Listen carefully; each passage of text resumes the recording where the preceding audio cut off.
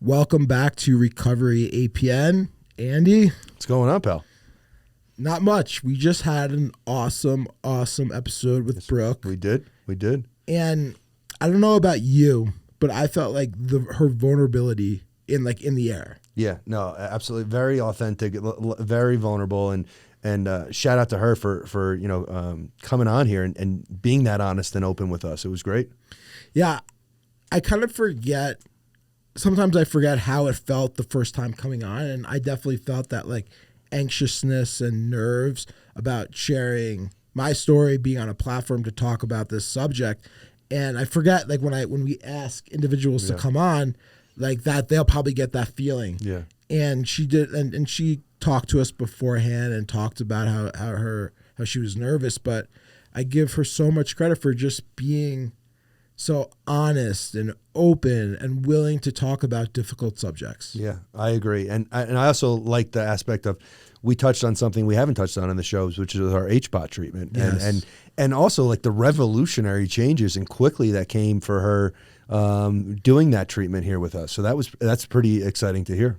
Yeah, and I think it's interesting because APN has so many different things that we offer, and I think our staff does a good job of educating the clients on what best services are good for them. Yeah. And it seemed that Brooke understanding the benefits of HBOT and utilizing them in her 60-day stay has been life-changing for her. Yeah, I agree. Yeah, I'm excited for everyone to hear this. So let's jump into it. Without further ado.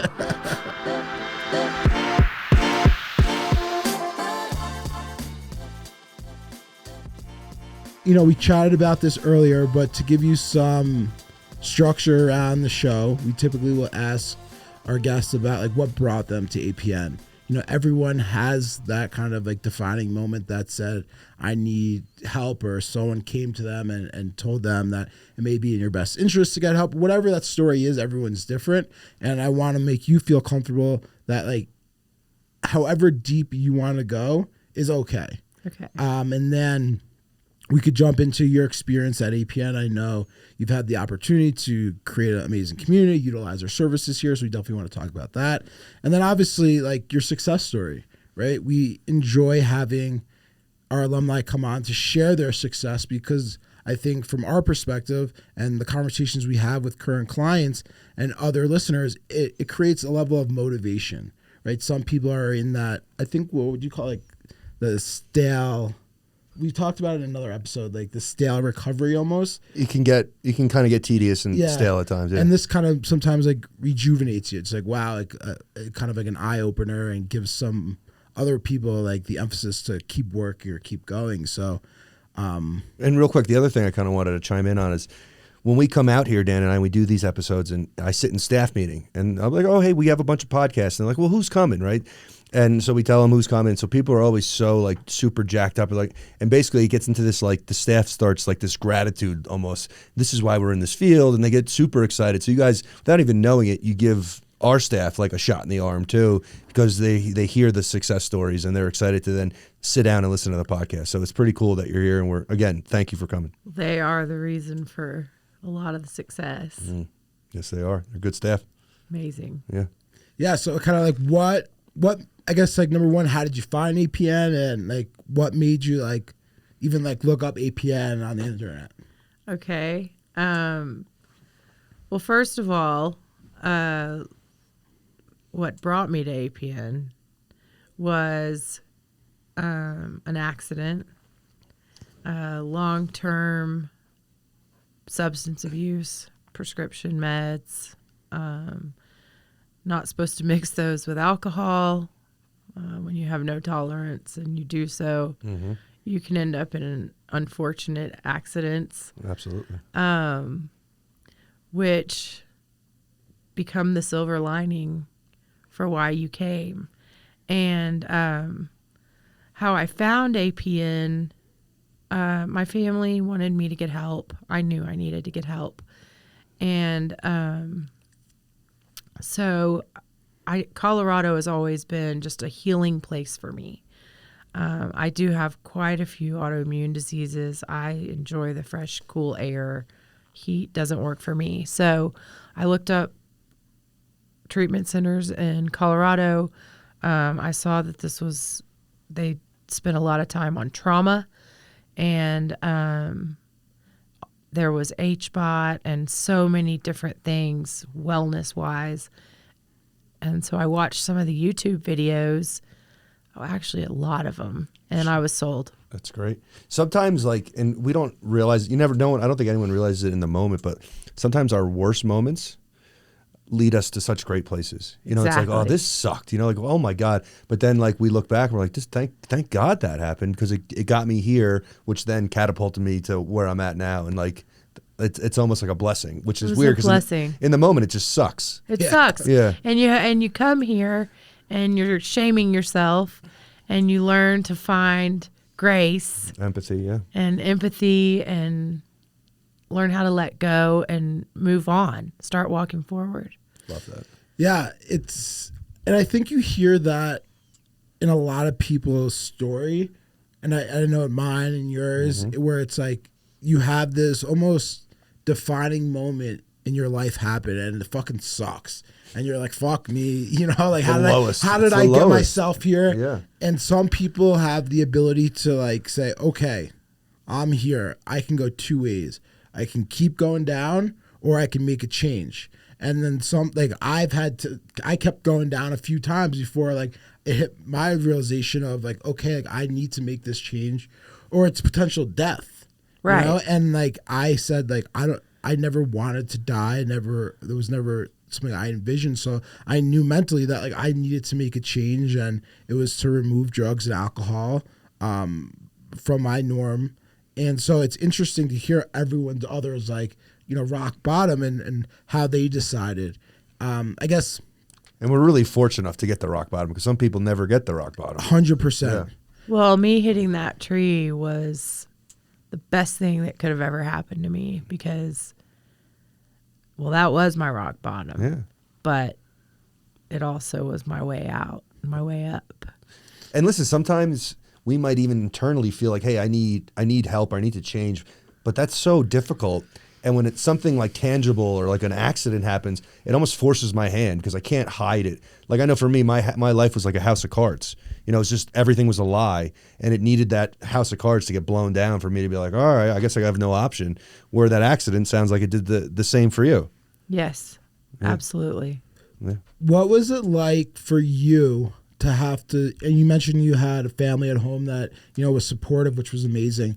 But what was it like for you, especially with your children, to have to say that you were going to get treatment? How'd that conversation go?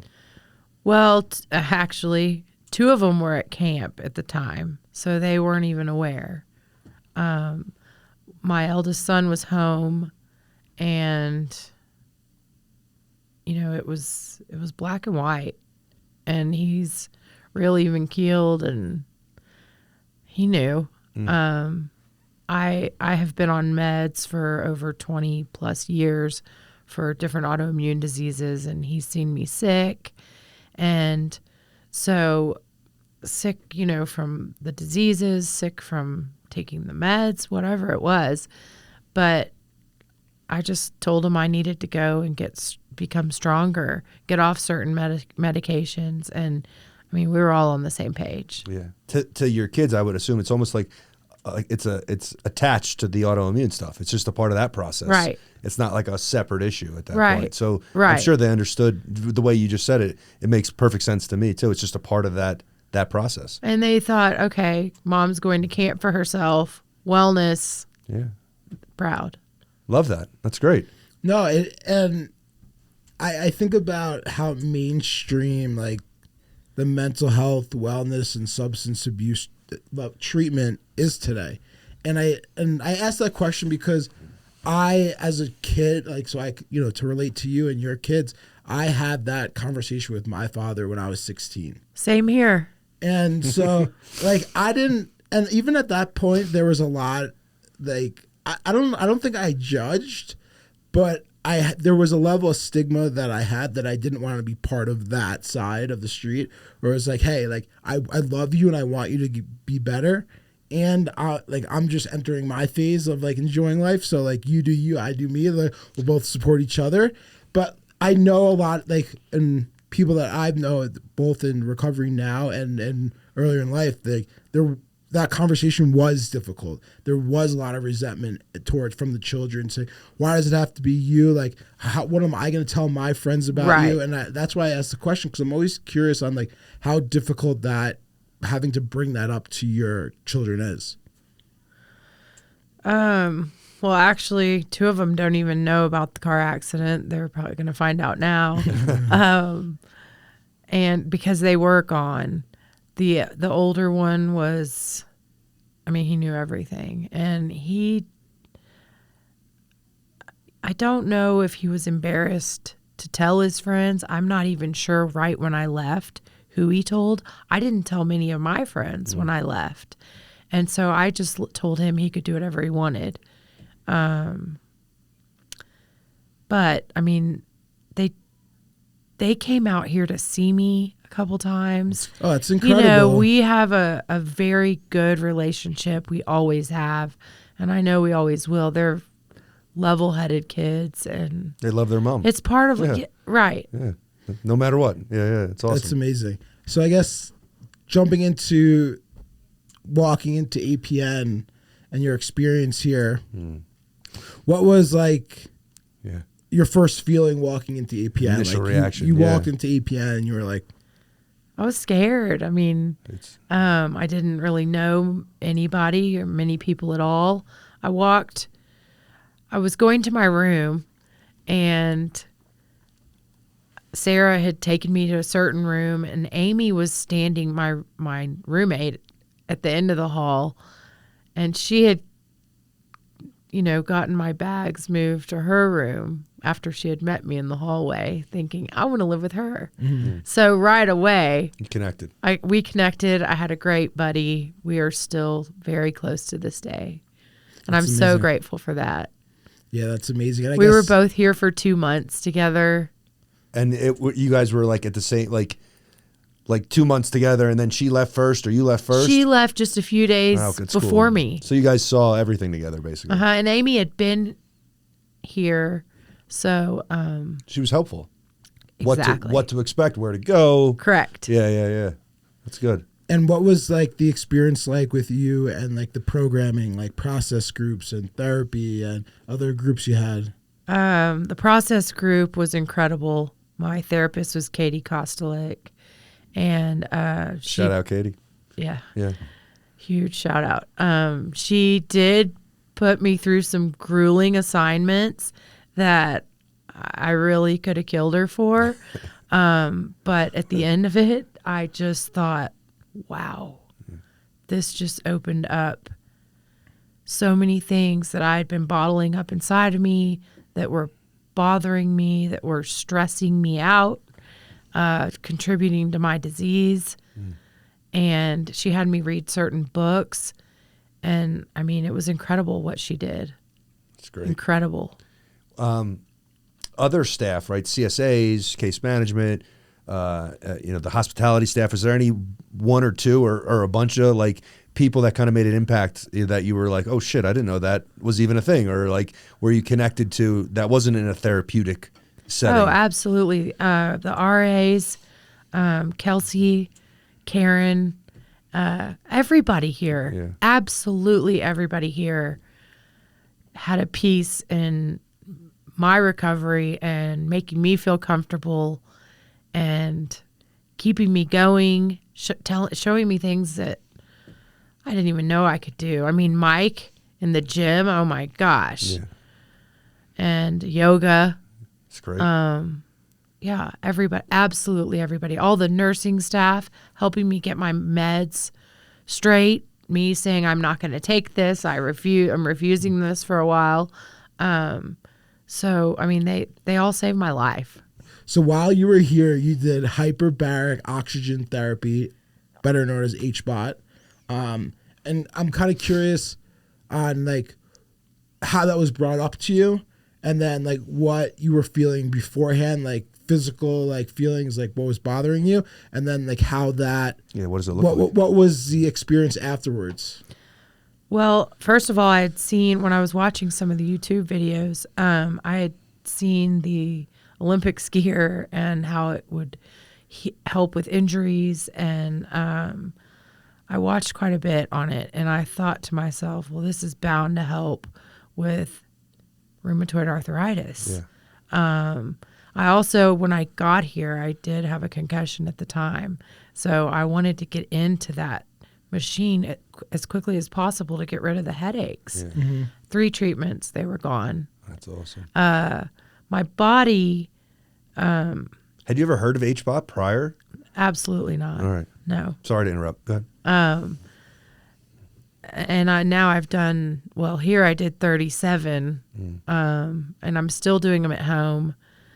But for autoimmune disorders and stuff, it just moves everything around. It's like cleaning your lymphatic system or something. And it's invigorating energy afterwards for me.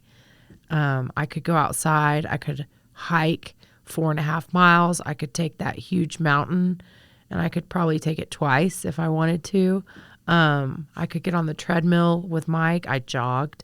I haven't done that in Yeah, I was years. gonna say, like before that, like when was the last time you did all these exercises? I couldn't do any of it. So what I was, was in so much pain. I'm so curious. So how was like internally, were you like, holy shit, were you like jumping for joy almost? Like, well, like what did that look like? That probably made treatment My even easier. stomach cleared up. I mean, absolutely everything. I mean, apart from the RA, I have, you get other autoimmune diseases on top of that as years go by. And this has been going on for 22 years. A long time. So, I've developed other ones. Well, everything started kind of clearing up. And I wasn't taking certain medications. It was amazing. It was life-changing for me. For the people listening or the clients that are here who haven't started that process, what does the hyperbaric oxygen therapy process look like? Will you walk us through what a session looks like? Sure. Let's see.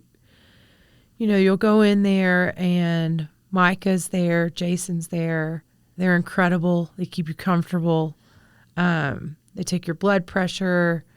They'll check your ears.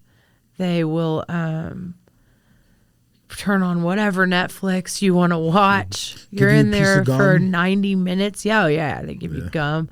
They'll give you a bottle of water. Yep. You have an amazing mountain view.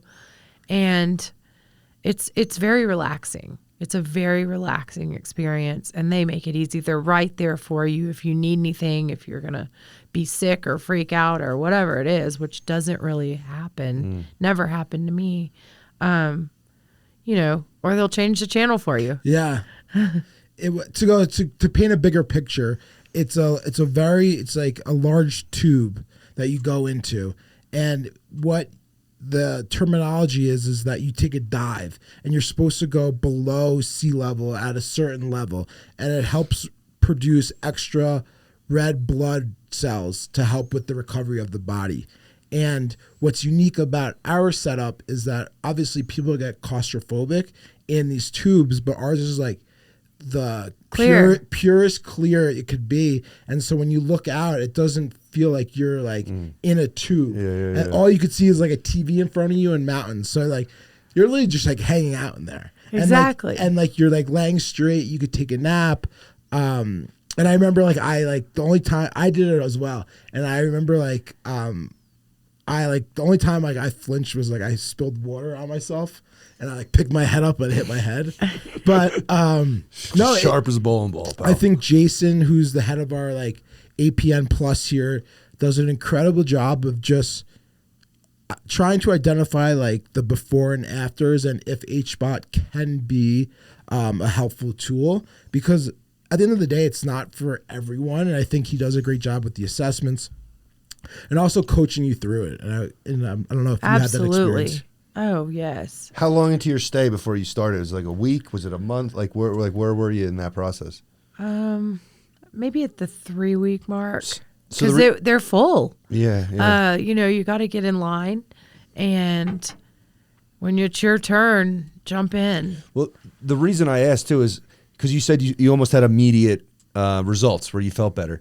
Did you notice the rest of, caseload and DBT and CB, like the rest of your groups, was it just easier to participate and kind of like, you're like, holy shit, I haven't felt this good. And like all of a sudden it just improved everything. Everything. My blood pressure went down. So I could actually like function properly, you know? Yeah. Every single group was, I dove in. I like that. No, that's great. Did you participate, and I don't know, but did you did you utilize like TMS at all? I did not. I thought about it, but I really was focused on the hyperbaric. And so I just stuck with that. A lot of my friends did use the TMS. They did great. They loved it. I mean, there's so much that APN has to offer. Yeah. And if you can take advantage of as much as possible. Yeah. Here's a question too. We asked most people, and you kind of already touched on it a little bit, but can you talk about the importance of the peer-to-peer relationship, right? And I know for myself, like I had these lifelong friends from home, and I'm still friends with them, 20, 30 years. But some of the guys that I met in rehab when I was at my lowest and they were at their lowest, and we did like this good work together, like it was almost like I knew them better than some of these guys I was friends with like 20 or 30 years. Like, can you talk about that and what that looked like for you during your stay at APN? And then after your stay at APN too. Right. Well, first of all, the friendships that I've made here, I mean, I feel like they're going to be lifelong friendships. A lot of us, we're all over the country, but we all still talk. We're on group chats. We see each other in outpatient therapies. And then, like, you had the alumni program, just coming back and seeing everybody. It was amazing. And there's so many people from so many different walks of life, but that everybody is exactly the same.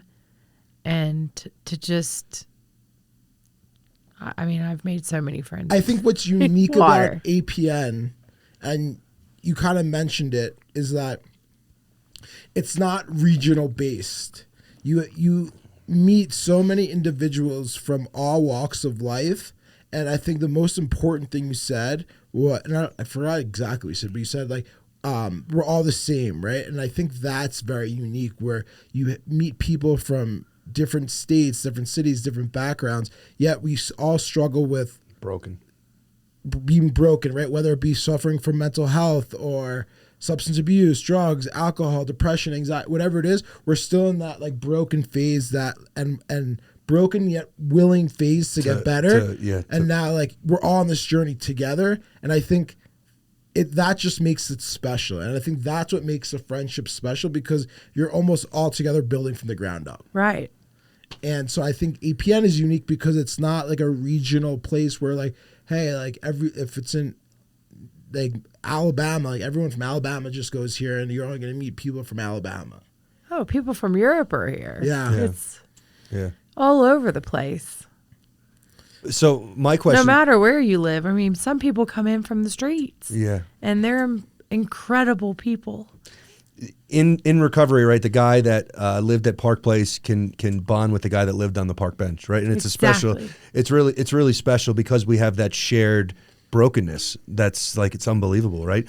And I wanted to talk to you about when you finally got the opportunity in that peer group, because in the beginning we lean on people; they help us. Right. Amy helped you, right? Hey, I've been here. This is where lunch is. This is where whatever. This is the gym, right? Here's group. When did it change when you were starting to then help the new girl or that person? And how did that feel internally when you then started to help people while you were here? I mean, it happened pretty quickly. Yeah. People come in and rotate in and out, especially of your process groups, rather quickly. And I've always been someone to extend a helping hand, and that's how the friendships start. Yeah. You help pick them up after someone has just helped pick you up. And that's what it's about. Right. Yeah. Pay it forward, they say, right? Exactly. So what was it like for you to now 60-day mark is up and you've prepared, you've worked with your case manager and your therapist about discharging. I guess what that preparation look like, and what was that experience going back to San Antonio? Well, first of all, I was hell-bent I was only going to stay 30 days. And I didn't want to be away from my kids. The other two were coming back from camp. And so right away, I knew it wasn't time. And so I extended 2 weeks. And then I extended 2 more. And that's when all the hard work started coming together. And I would also say that that's when a lot of the good work is done. Month 30 to 90 days is when people start to kind of dial in. So you were spot on, right? What you were saying. If I could have stayed another 30, I probably would have. Yeah. Because once you start, unraveling a lot, you learn so much. You're learning. I mean, the book I read, The Body Keeps Score. That's your favorite book, right? Well, it's not my favorite. So it's come up a couple times on the podcast. It's and I don't know why you're trying to. No, but it is. It's an incredible book. So you had mentioned that coming to APN, you were kind of like marked the 30-day mark of wanting to like stay for 30 days and then go home. But then you kind of just brought to that you ended up staying for 60 days. How did that decision come about? What made you kind of stay longer? Started unpacking trauma that I wasn't even aware of, and then started building boundaries and learning about boundaries, and I needed the extra time. Yeah, it's interesting you say that, because a lot of the times Andy always mentions this, and I think it's very important. Yes, you. Is that it's very hard to adjust to treatment. And so it usually takes that 2 to 3 weeks of like getting settled, whether it be physical, learning where to go, who to see, how to feel. And then you start to like feel your feelings, and then you want to be like, oh, okay, this is how I'm supposed to like attack treatment. These are how I'm supposed to listen. This is how I finally feel comfortable sharing. So like, when I always hear people like stayed for like 30 days, I look at that as like a missed opportunity almost. Yeah, but like not the norm. The norm to me now is like when people tell me, oh, I stayed for 45, 60, 90 days, because that's when like treatment kicks in. It's like almost starts on day 31. Yeah, it's like I'm ready to go. So I think that's like so normal now when I hear that story, because like, especially if it's your first treatment, like you have no idea what you're about to experience, and you finally feel comfortable in week 3, and especially in your case with the HBOT, you're starting to see changes, and you want to continue to build on that, not like go home and maybe go into like backwards. Yeah. Right. Well, you start to feel really good, and you learn that you don't ever want to go. You shouldn't go back to whatever you're poisoning your body with. Yep.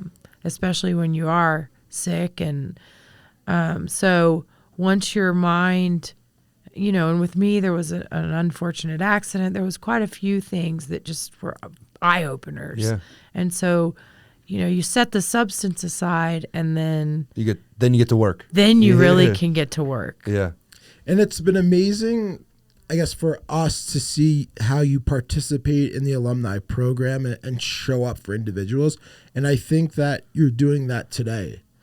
This platform gives not only the individuals who are alumni, but also our current clients to see another success story. Yeah. And I'm curious on like, if that thought ever crossed your mind when we asked you to join, like what was kind of like your feeling when Andy and I asked, hey, would you mind joining the pod?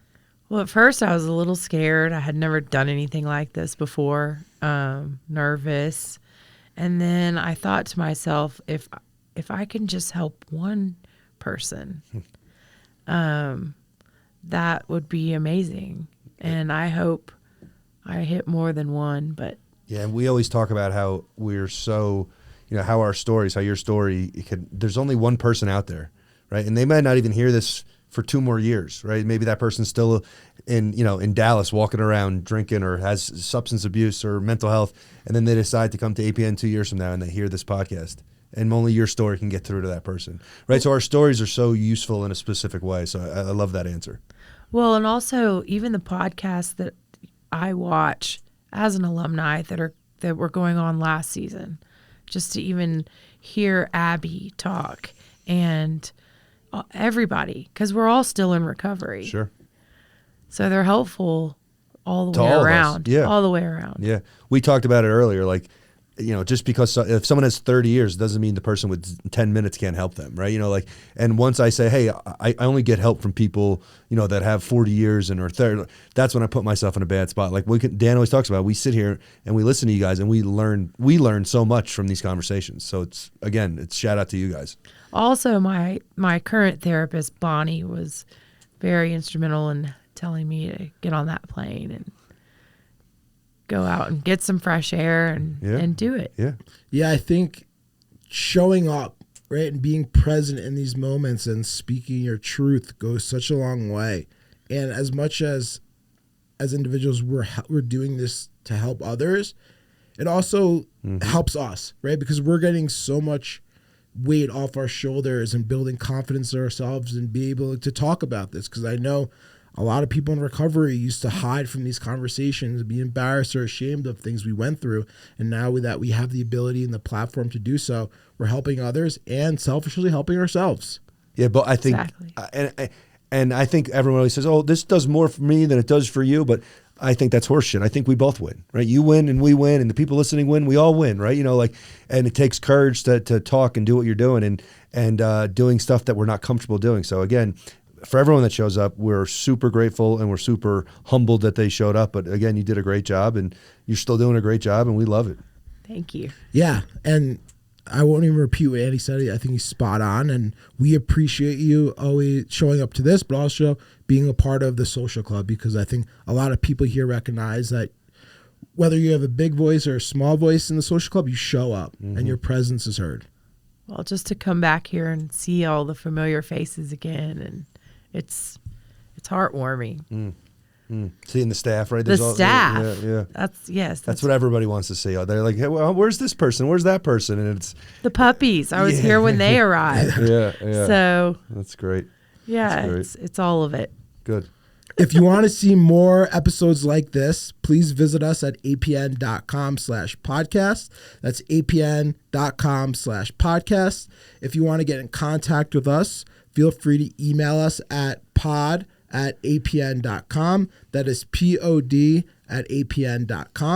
Also, feel free to follow us on all of our social pages like LinkedIn, Twitter, Facebook, Instagram. Our handle on those is APN Lodge. We really appreciate you watching this episode and all of our other ones. Please feel free to like and subscribe. Thank you again. Thank you, Brooke. Thanks, guys.